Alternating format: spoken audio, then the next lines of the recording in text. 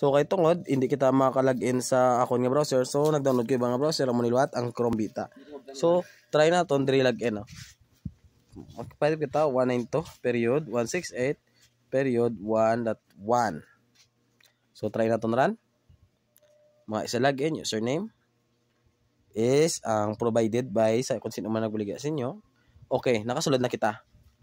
So after na kasulod kita, ang kadto lang kita sa network, makita nyo na network sa tupad ng status, click mo ang network. After mo maklik ang network, ang kadto ka lang sa advanced, no? Sa dalumsang basic, ara lang sa dalumsang WLAN.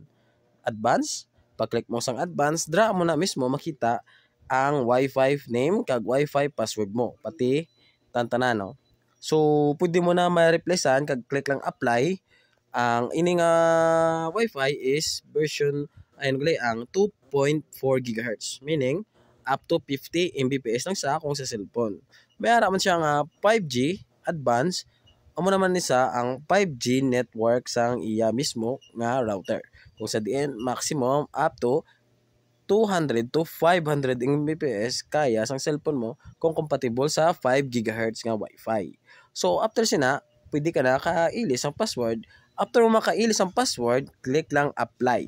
So basahan mo da, you can input 8, minimum of 8 to 63 character.